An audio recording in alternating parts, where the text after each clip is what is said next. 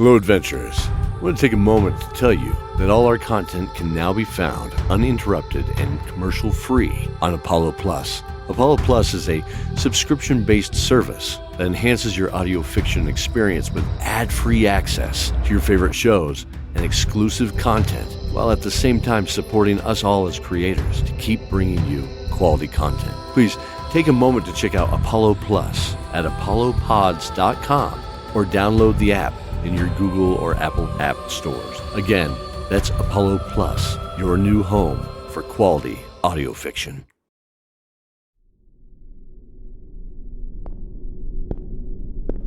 Hello, adventurers, and welcome back to Garnet Keep.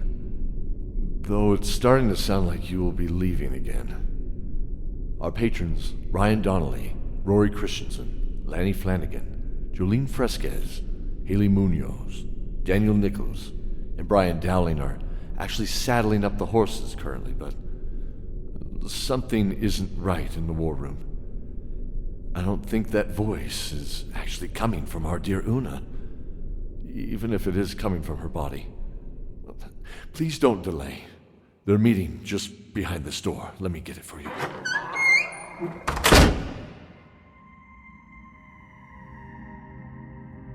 Dawn of Dragons, Season 5, Episode 6, Betrayal. The green ghostly firelight bounced faintly off the rough stone blocks of the room, seeming to illuminate Una's face. Or was it her face?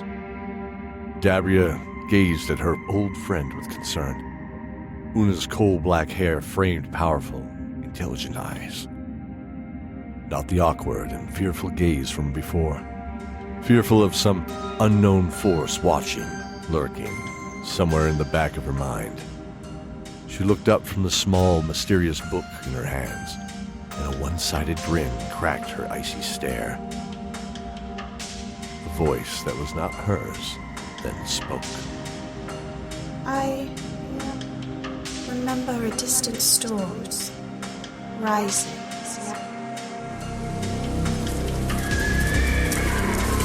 And we rode at the head of it. Bravely we challenged a new world as we grew stronger, more powerful.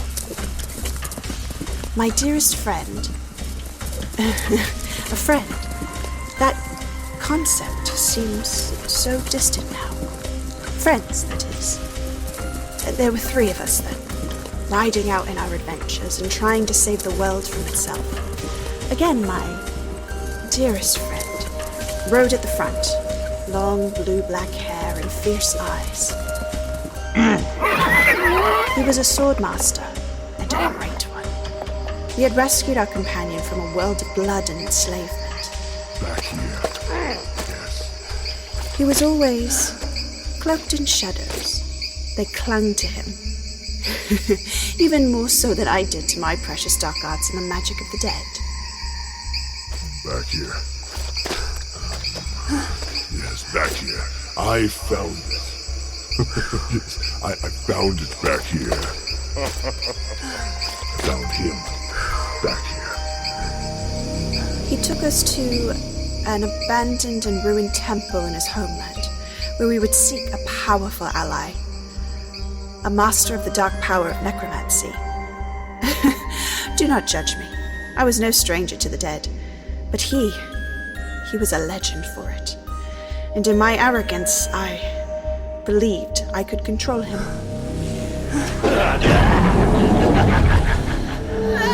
He imprisoned me. Imprisoned me in a tomb hewn from my own pride and ignorance, deep in the ancient burial ground of Strath, northeast of Kerr and the Bloodwood Mountains, in southern Scots. And there is where you must find me and free me. Why should we help you? There is nothing in Strath for us. The room snapped to DABRIA's face. Her hands were clenched tight as she looked at her dark sister. Because, little girl, I'm the only hope you have. Frankly, you are wrong. With me lies an ancient and powerful relic capable of destroying entire armies. Did you actually think Una could see the future by herself, navigating the world of the clairvoyance without me? It was my will that helped you escape the army. It was my direction to assist Soren. Una serves me. Who are... Wait. Oh, my. Oh, someone is right. Tell me, little mage, do you know who I am? Memory flooded her. She saw herself in the Ivory Library for the first time, reading a book about 3 adventurers. In the Ivory Library I read in the early days, Lord Pallas and Maldros the Dark traveled with a powerful sorceress. One that my order respected, though she was unconventional. Maybe that was actually more out of... Fear? Yes, Cordelia. Well done, and pleased to meet you. I am Ash de la Rosa.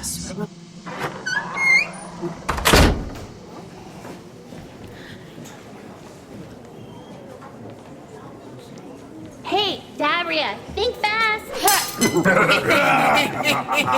Oops, look good too. The familiar smell of the dead old spices, used to make the thick paste of the meal more palatable, wafted to her nose.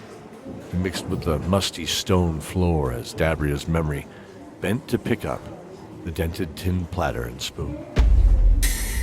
She looked up in the large room and saw hundreds of eyes on her. Jeering eyes. The mess hall within the barracks of Enric was alive with the young officers gathering for their meal. They were the chosen leadership of Lord Pallas's army, being groomed to lead expendable shock troops, either as frontline officers or hopefully as centurions, with hundreds of bodies to command. Hey, move it! Yeah, some of us want to eat! I'm not sorry, Wrestler. You better leave Una alone. You better watch yourself, you and your freak friend. Oh, well, you were away. We found something of yours. The young officer's dark brown eyes coldly held DABRIA's as she produced a small wooden bear cupped in her hand. The red ribbon was worn and faded to rose-pink threads. Give that back. Things need to move now.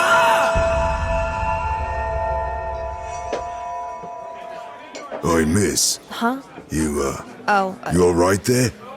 yes. All is well. Sure? Okay. You just look pretty pale for a minute there. Don't want you getting sick on the bar top I just cleaned. You know. I know this is your first night here, but it's not mine. So, not a chance. I'll take another pour of that sour red wine I've come to enjoy of yours. Of course. A month had passed since the reveal of Una's secret. The group had decided that they would set off again together to make way back to the old country, to the southern border of the cold giant lands. They would travel to an ancient tomb known only as Strath, a forgotten landmark that was shrouded in mystery, all because of Una's voice. DABRIA now found herself in the coastal city of Benel, at the Slow Match Inn, where they were spending, hopefully, the last of their nights in this town. The bartender made his way to the middle of this long, dark wood bar, to where the slender blue bottle of tart wine was held. An unusual pair sat just on the other side, talking to each other. Oh, look at those fools over there. They should have learned something about Soren taking their money last time we sailed together. Too funny. Yeah. Sophie, if the pieces in this bag are what Cordelia says they are, Huh? Cordelia? She's my best friend. Hey, actually, I know she likes that ginger mead. Can you send one her way? Huh? On me? Oh, sure thing. What about him? Oh, Benedict? Shh. Benedict's fame for the retaking of Garnet Keep was spreading. and they were under strict orders not to speak his name. Oh, him?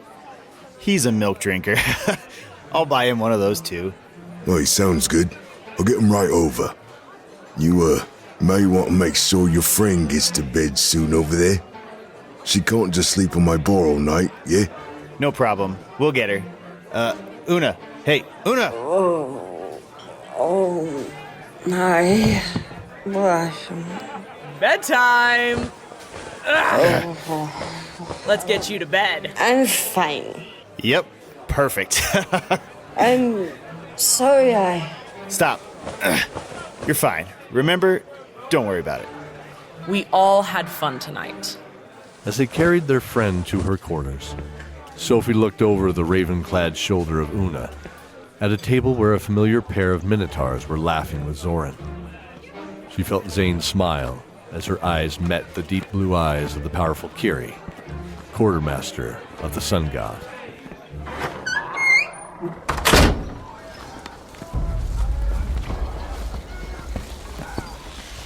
I'm sorry, tell me again. What are we doing?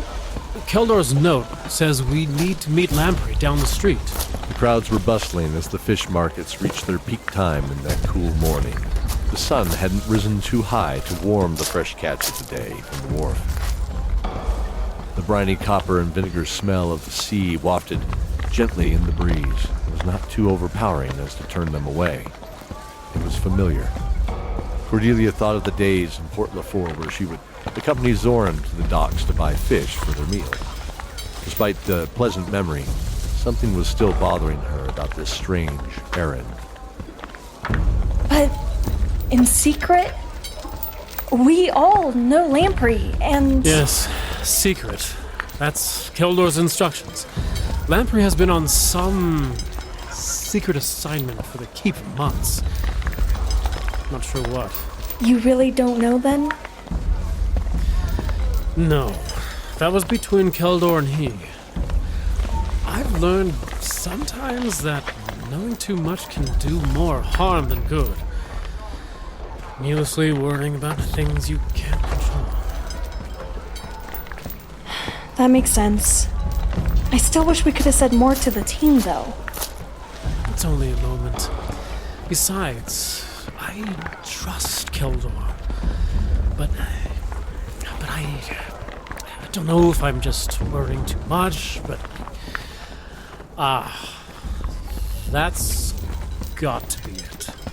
The tarred brick building was a centralized warehouse for the local fishermen. Used for off-season storage of non-perishable equipment, it was rarely frequented, and the light guard was simply the regular city guard on patrol, quiet.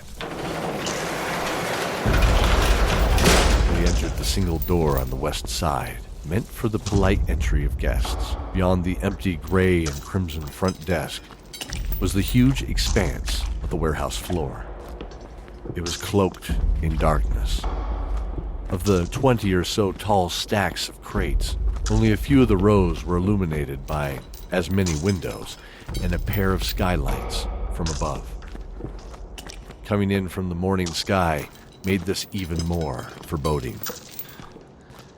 This is dark.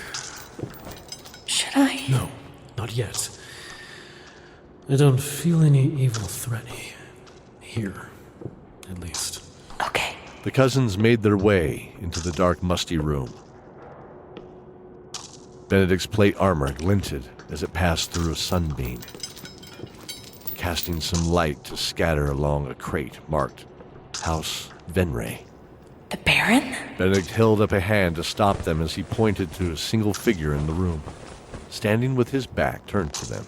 His familiar black and red tunic fell from his shoulders, and the sword and crown of the Order was faded but visible on his back. Benedict drew his sword slowly. That's odd. Lamprey? Seeing him draw Kettlebane, Cordelia ignored Benedict's warning and began chanting to herself, feeling the warm glow in her hands as the crates in Benedict's back began to illuminate in what appeared to be torchlight.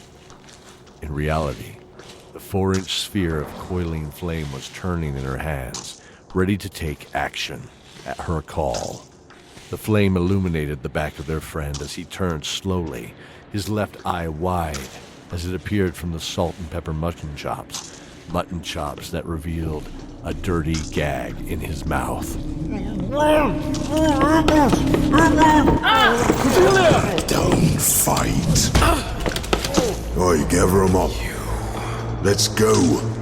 We are done here. As his head throbbed from the impact of the assailant, hidden in the shadows, Benedict could feel a warm trickle of blood run a rivulet from the crown of his head across one closed eye.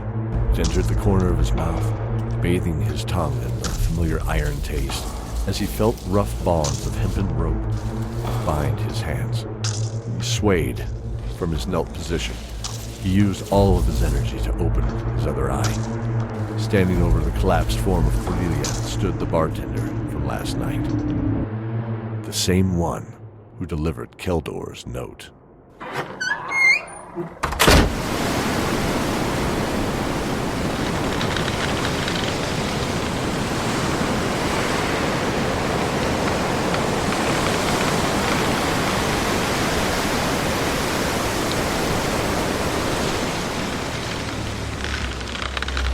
A few days had passed aboard the Sun God as they set their course towards the northern Sea of Storms. Zoran noted how dark the water seemed, a frothy, deep teal, and the cloudy northern days felt unwelcome and cold. Being employed by the Southland's trade route, he had never traveled this far north. That wasn't what weighed heavy on his mind, though. It was the unexpected note from Keldor, and the hasty exit of Benedict. I'll say it again. I hope he's okay. He's fine. Benedict will get back there and all will be well. The keep has its own burden, and if Keldor is sick, it makes sense Benedict and Cordelia would help to make sure things got done. Besides, who needs a paladin when they got us? Right? Come on. You know it's true. Okay. Yeah, it'll be okay. The mighty deck of the Sun God heaved as it slammed effortlessly into a large wave. Zoran looked up and smiled at the familiar beams of the ship that had brought them to the new world. He was thankful to be back on deck. He'd known many ships, but Captain TRISCUIT and JOLITH had become close friends over that journey. Felt almost like a second family. Hey, let's go see if it's time for the rum ration yet. Yeah, well, let's see here. Yeah, let's go ahead and check. Zoran looked aft toward the rear of the ship and took note of the cloaked glow of the sun hidden in the clouds, just slightly higher than where the captain stood at the helm. Definitely later in the afternoon, he would guess. As good a time as ever to check. Perhaps a wet to chase back some of the chill they had felt in the air. There's a storm rolling in, Captain. Northwest by west, and should be here in a turn. She'll be a quick one. Aye. Set the mainsail on a deep reef and a just course, 30 degrees to the southeast. No bother to outrun that monster. Aye. All right, lads. Man the topsail. Claw lines and bunt lines. Weather topsail braces. Hands by the lee braces. Bowlines and halyards. Zoran and the deckhands set to work, tying back sails to the 40-foot yard of the mainsail. The other sails were reefed as ordered. The storm grew closer.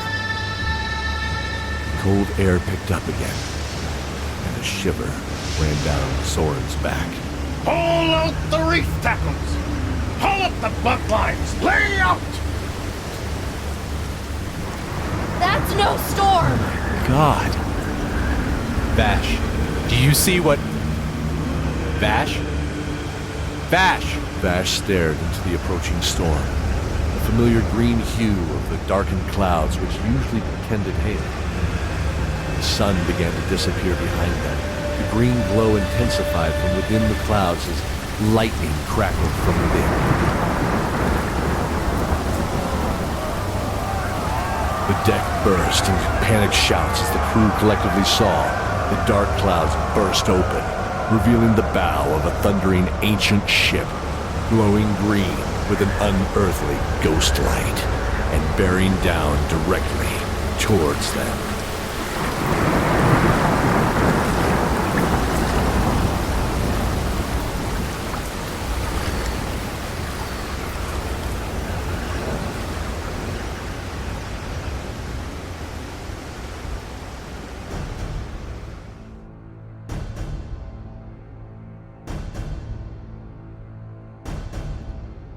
Appearing in this episode, Bartender, Heath Martin, Benedict the Paladin, Brian Dowling, Captain Triscuit, Daniel Nichols, Cordelia the Fire Mage, Joleen Fresquez, Dabria the Death Cleric, J.D. Rose, Guard, Patrick Cramer, JOLITH the Minotaur Bosun, Matthew Bianchi, Officers, Patrick Mendelson and Storm S. Cone, Scottmere, the Dwarven Berserker, Colton Jansen, Sophie, the Swordmaster, Sarah Jenkins, Una's Patron, Ash de la Rosa, the Necromage, Shannon Roby, Vash, the Archer, Barrett Giant, Young Wrestler, the Bully, Nikki Richardson, Zoran, the Swashbuckler, Cody Miller, Maldros the Dark, and Keldor, the narrator,